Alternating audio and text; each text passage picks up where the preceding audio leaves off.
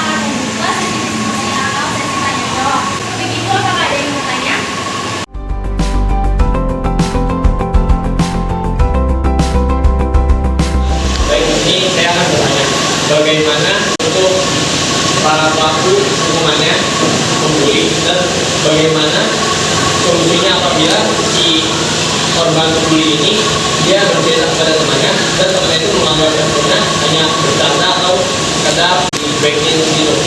Terima kasih kepada pihak teman-teman yang memberikan pertanyaan.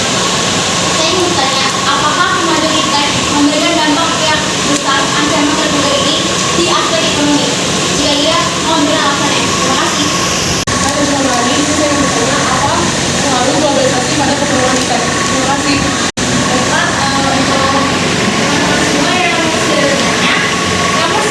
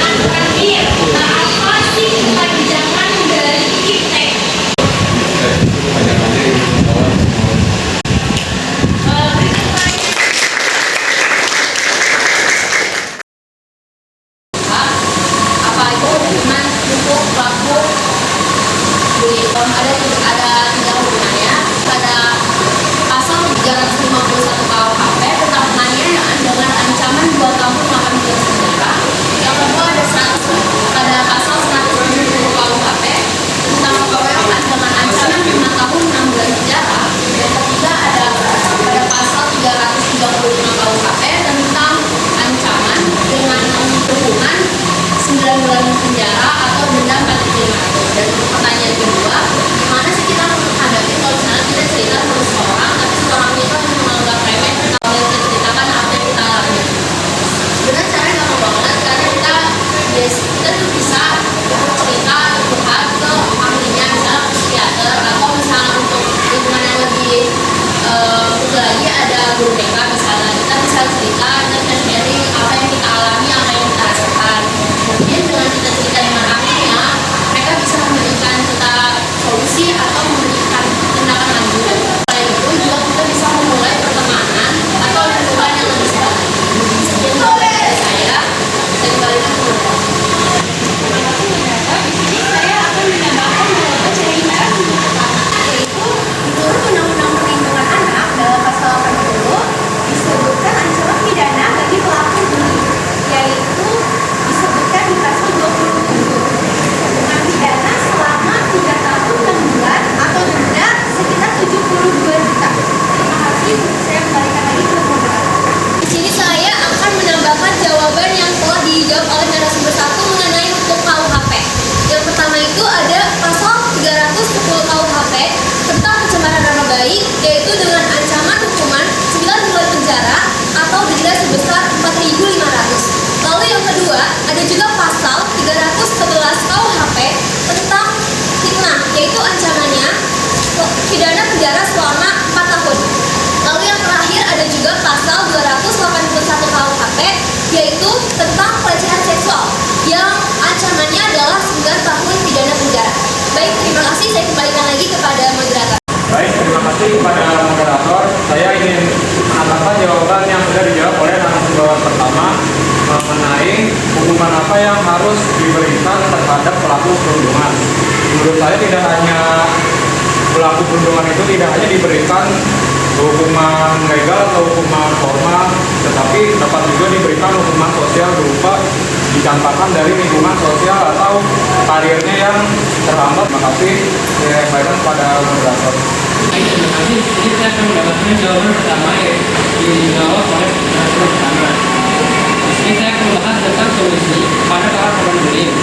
Untuk para korban bullying supaya tidak melakukan hal-hal yang menjadi luar fatal atau melakukan hal-hal yang sangat tidak diinginkan, saya sarankan untuk pertama menjauhi sosial media atau mengambil beberapa jangkauan waktu untuk tidak membuka sosial media.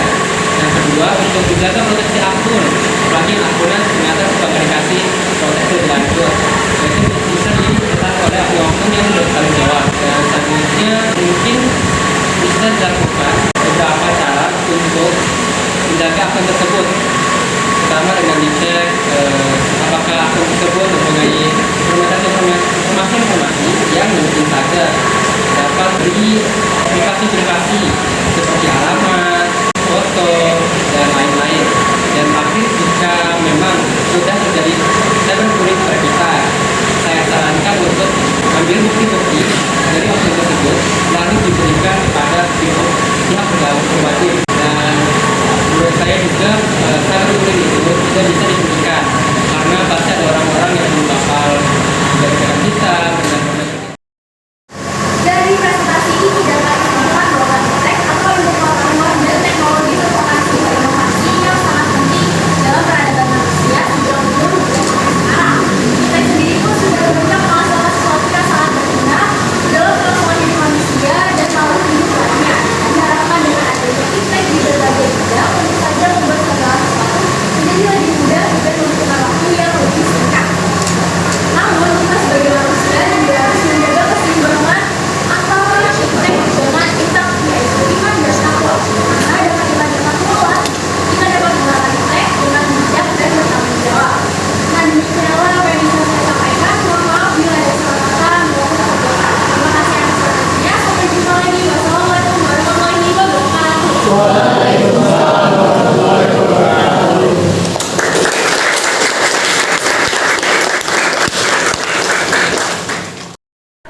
Kegiatan ini sangat baik ya tentang lesson study yang terkait dengan pembelajaran PPKN, dan mudah-mudahan ini dapat meningkatkan proses pembelajaran mutu ya pendidikan di SMA 5 dan bisa berimbas bagi mata pelajaran yang lain tentunya. Semoga kita mendapatkan sesuatu proses pembelajaran yang efektif dan semoga ini bisa terus berkelanjutan dilakukan baik oleh Bapak Ibu guru PPKN maupun Bapak Ibu guru yang lain. Ya, sangat apresiasi sekali. Terima kasih kepada Dr. Ibu Nafisa yang telah menggagas tadi di tahun 2024 yang pertama ini.